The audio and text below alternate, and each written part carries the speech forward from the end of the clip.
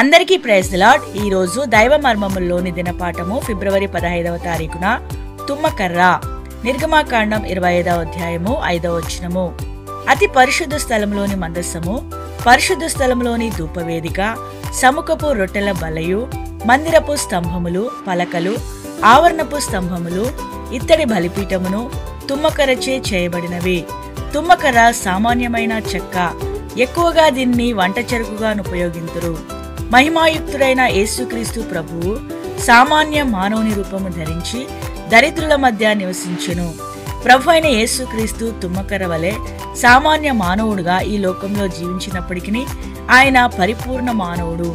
మానవుడుగా తాను జీవించిన కాలములో మానవులు ఎదుర్కొను సమస్త శోధనలను ఎదుర్కొని వాటిని జయించెను. గనుక ఎట్టి సమయంలోనైనను ఎట్టి సమస్యలోనైనను మనకు సహాయపడగలడు.